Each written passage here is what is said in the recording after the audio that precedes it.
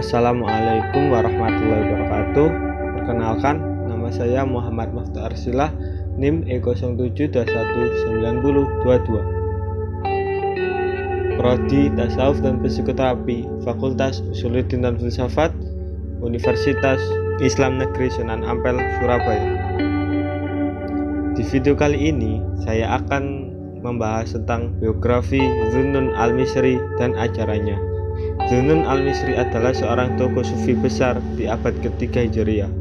Beliau yang memiliki nama lengkap Abu al-Faidi Thauban bin Ibrahim Zu al-Nun al-Misri al-Khimiti Qibti dilahirkan di Akhmim, sebuah toko kuno di tepi timur Sungai Nil dan dataran tinggi di Mesir pada tahun 796 Masehi atau 180 Hijriah.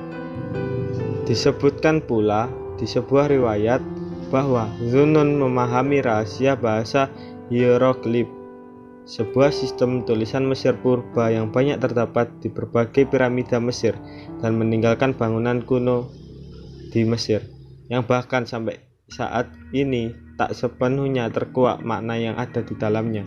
Beliau meninggal di Kairo pada tahun 856 Masehi atau 246 Hijriah.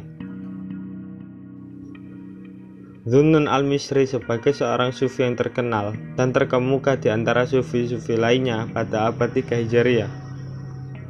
Sebagai seorang ahli tasawuf, Zunnun memandang bahwa ulama-ulama hadis dan fikih memberikan ilmunya kepada masyarakat sebagai salah satu hal yang menarik keduniaan di samping sebuah obrolan bagi agama. Pandangan hidupnya yang cukup sensitif barangkali yang menyebabkan banyak yang menentangnya.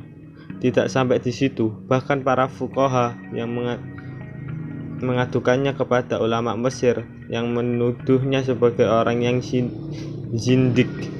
Sampai pada akhirnya dia sampai memutuskan untuk sementara pergi dari negerinya dan berkelana ke negeri lain. Jasa-jasa Zunnun yang paling besar adalah sebagai peletak dasar tentang jenjang perjalanan sufi menuju Allah SWT yang disebut al-maqamat.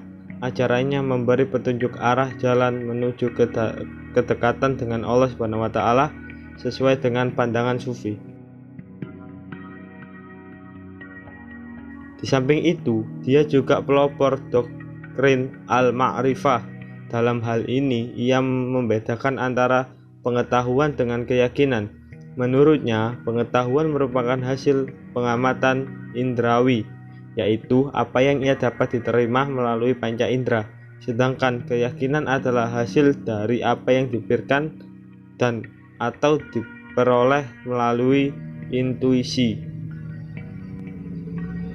Dia membagi 3 kualitas pengetahuan. Yang pertama, pengetahuan orang yang beriman tentang Allah SWT pada umumnya, yaitu pengetahuan yang diperoleh melalui pengakuan atau syahadat. 2. Pengetahuan tentang keesaan Tuhan melalui bukti-bukti dan pendemonstrasian ilmiah, dan hal ini merupakan milik orang-orang yang bijak, pintar, dan terpelajar. 3. Pengetahuan tentang sifat-sifat yang Maha Esa, dan ini merupakan milik orang-orang yang soleh atau wali Allah yang dapat mengenal wajah Allah SWT dengan mata hatinya.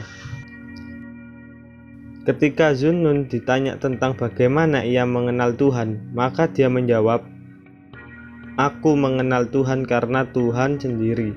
Kalau bukan karena Tuhan, aku tidak akan mengenal Tuhan." Zunnun menerangkan bahwa ciri-ciri makrifat itu ialah seorang menerima segala sesuatu. Segala sesuatu itu adalah atas Allah SWT dan memutuskan segala sesuatu itu dengan menyerahkan kepada Allah SWT, serta menyenangi segala sesuatu hanya semata-mata karena Allah.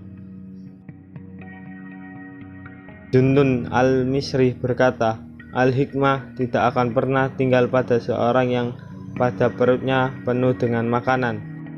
Pernah juga dia ditanyakan tentang taubat, lalu dijawab, taubat orang awam adalah taubat dari perbuatan dosa, sedangkan taubat orang khusus adalah taubat dari kelengahan.